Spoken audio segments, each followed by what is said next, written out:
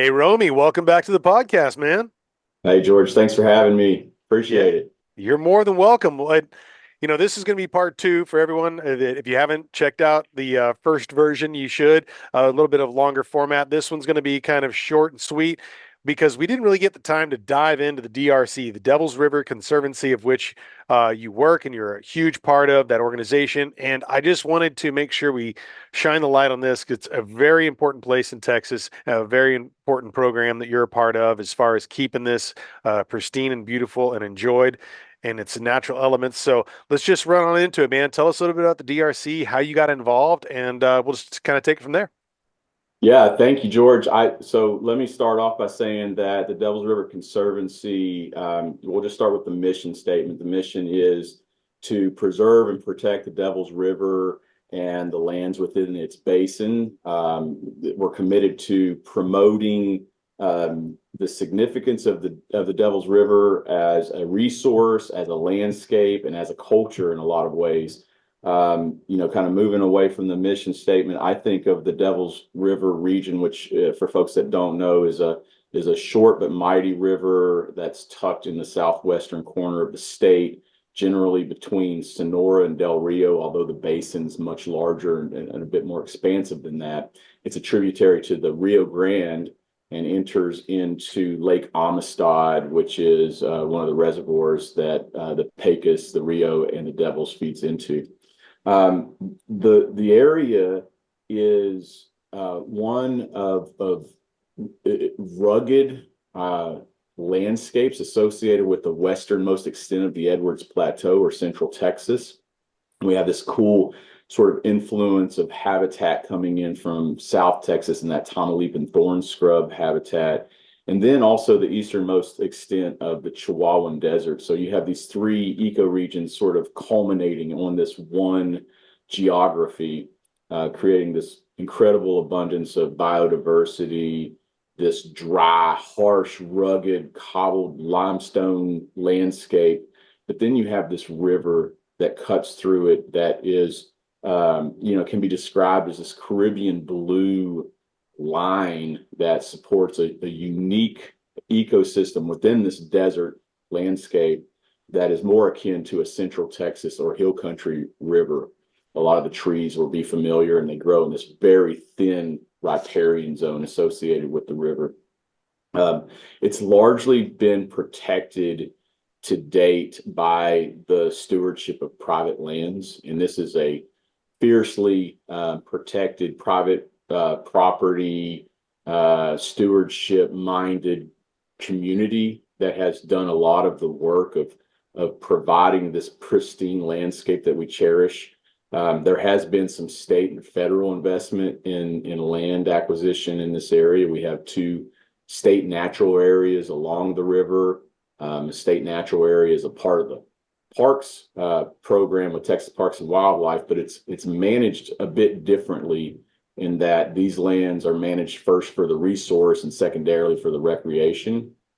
So this isn't like a Garner State Park type of situation where you're going to have a restaurant, a dance hall, and like a billion camping sites on top of one another. This is, caliche dirt roads that wash out after storms, limited low impact camping, very primitive, and a real sense of this resource is why you're here, and all of this pristine wilderness and the spiritual experience that you can have associated with it. And they manage that way, which we appreciate. And then also the river feeds into, as I mentioned, Lake Amistad, which all of the shoreline around the lake and up into the arms of the Pecos and the Devils and along the Rio are all managed federal lands in the National Park Service system. And there's lots of cool hunting and recreational opportunities, boating opportunities associated with that. So you see this sort of public-private partnership really having protected this area in sort of complementing the really good work of private lands managers, ranchers, and farmers. We see quite a bit more of the weekend recreational hunting operations and a growing sector around ecotourism, just this primitive landscape attracting folks to kind of hang in, cherish the river and the landscapes and treasure it and sort of go back, sort of moved. That's to say, this is what, Texas may have looked like, 100 years ago. It's largely unspoiled. So it's this very rare sort of occurrence in the state where you have a river that today looks not much different than it probably did 100 years ago. And I think that's one of the unique things about the Devils River. It's also largely considered to be the cleanest river, the most pristine river in the state of Texas, or at least one of them. And we see that some water quality standards are set according to the Devils River because of how pristine. The river's 100% spring-fed flow, so there's this beautiful relationship between the rain that falls out of the sky that then percolates through the ranches into the ground, and then that groundwater swells up, feeding these springs that create the wet portion of the Devils River, about 44 or so miles.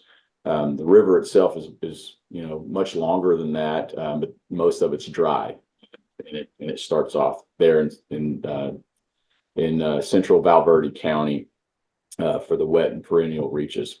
So that's a little bit of an overview of the river. The Devils River Conservancy is the only organization that's dedicated entirely to the Devils River.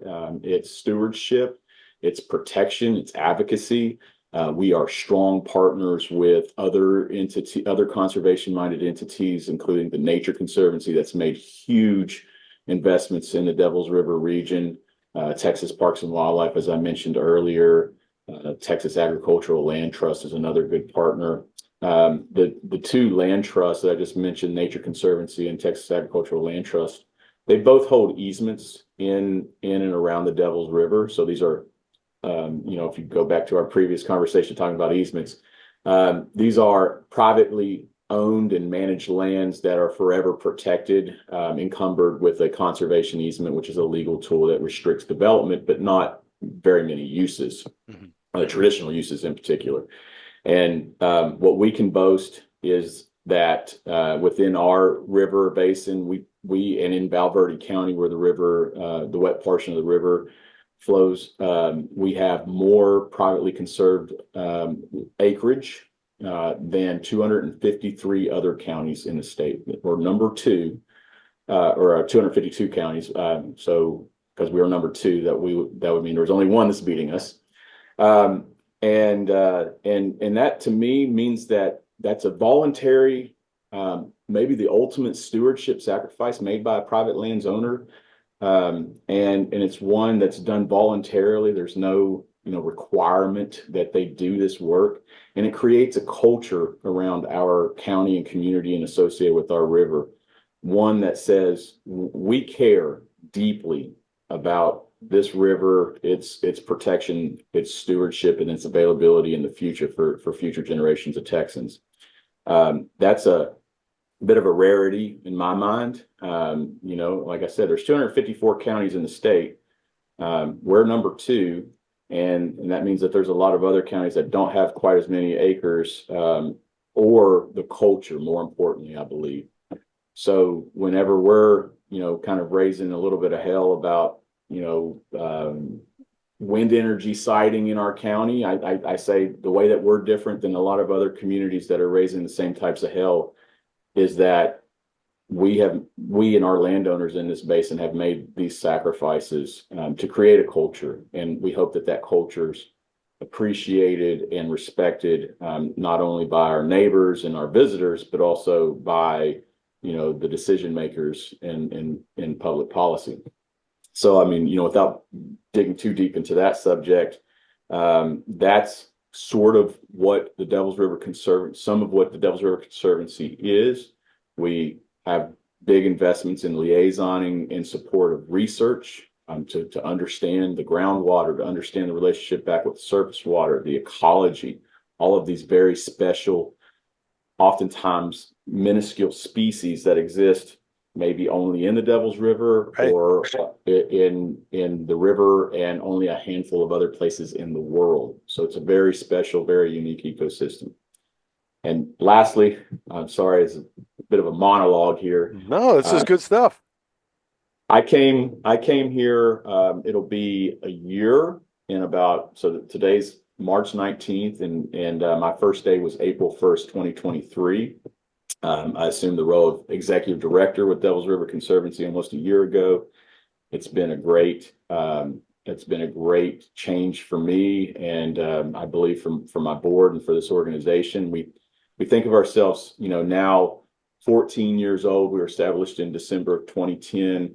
Almost 14 years old, as sort of reaching our adolescence, or our maturing phase. We're not a startup anymore. We're an impactful organization with a well-known and recognized brand associated with preserving, protecting, and treasuring the Devils River, and ultimately the landowners, including our public partners that affect that stewardship here, while also at the same time promoting strong, responsible, and respectful advocates that come here to utilize it recreation. We love those folks that come here seeking respite, pristine wilderness experience, and not necessarily those that are here to kind of conquer the river. This isn't necessarily the type of ethos that we want to present or support. So we're really trying to control the narrative around respect and responsible use.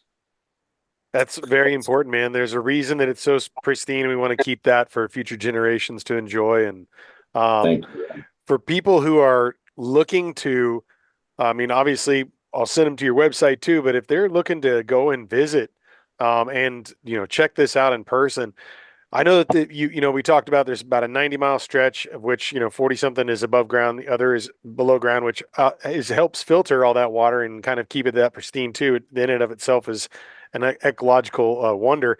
And I was curious about where are some spots that people are able to drop in, being that it's, private land around so much of it, but yet it is a river that we can enjoy publicly.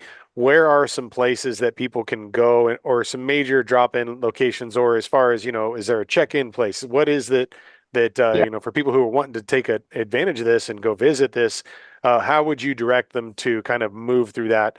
Maybe one starting by looking at your website, but then as far as like the visitation side, let's talk about Yeah, that. yeah. No, so we have a website, devilsriverconservancy.org, that is chock full of information.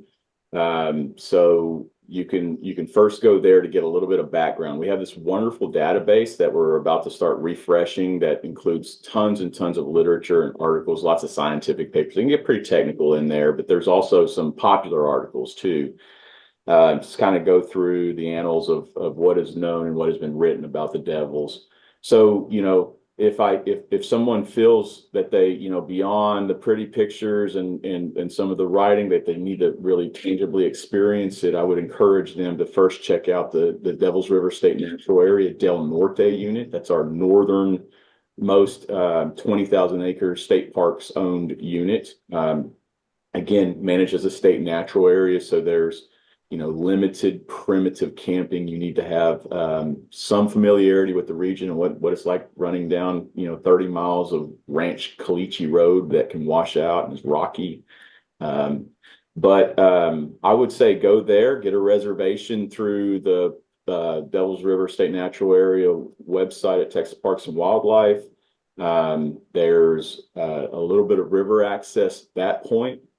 We're also working with Parks and Wildlife and looking forward to the opening of the southern unit, the Dan Allen Hughes unit of Devils River State Natural Area, which is about 18,000 acres.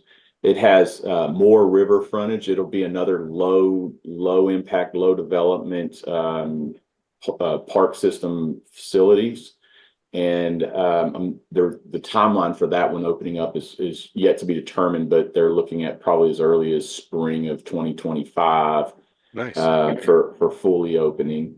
And then we do have some unique opportunities around in the private sector. So explore ranches utilizes the Hudspeth Ranch, which includes the headwater springs of the Devils River as part of their offerings on occasion. So you can sort of rent a ranch. Yeah. And that's an incredible opportunity.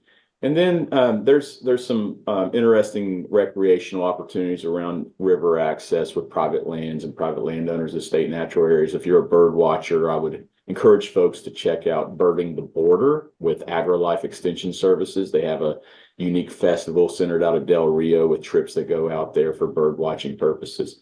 And then finally, the river itself is paddleable or paddleable. So you can paddle the river.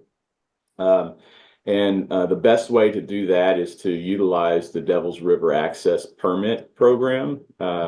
It is a Texas Parks and Wildlife administered permitting program that potentially pairs you with a good shuttler or outfitter that can, you can always do your own trip. That's fine. But we do encourage, especially first timers or those that lack a little bit of experience or really need some orientation, to work with an outfitter, because that education is offered by our outfitter partners.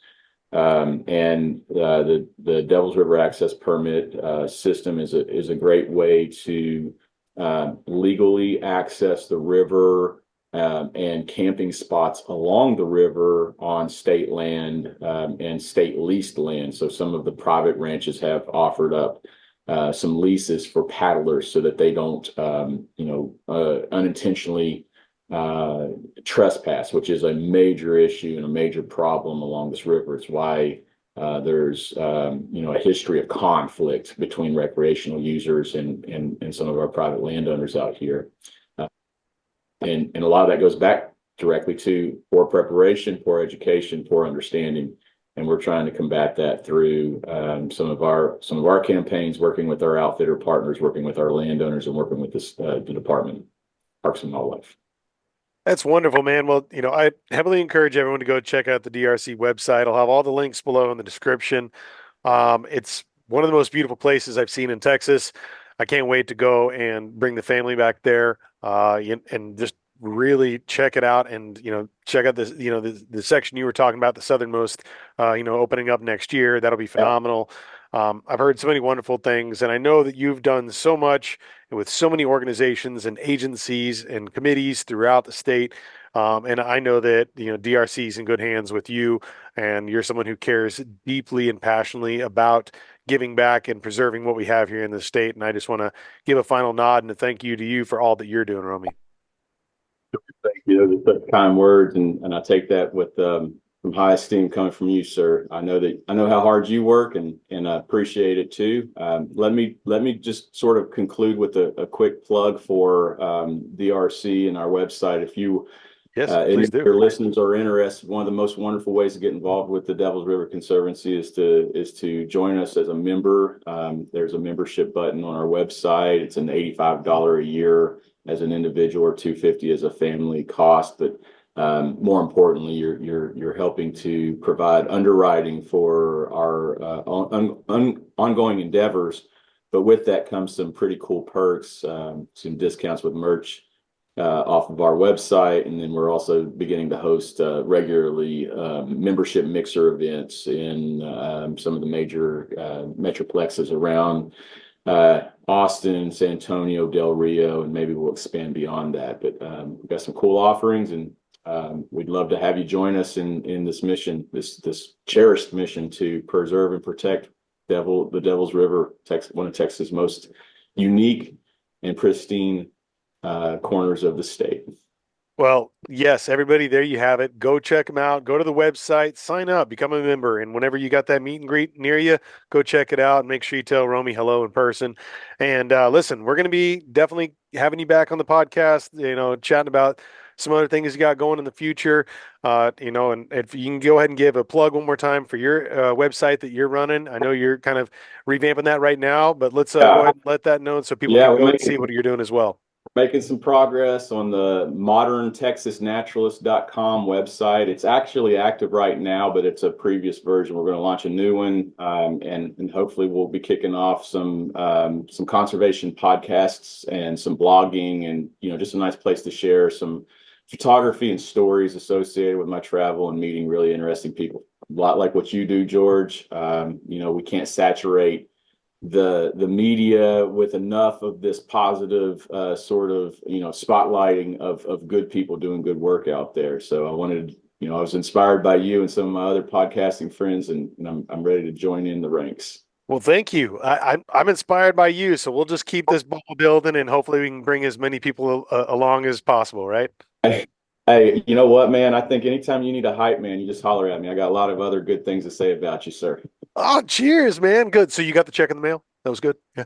I took the check. Yeah, I haven't cashed it yet, though.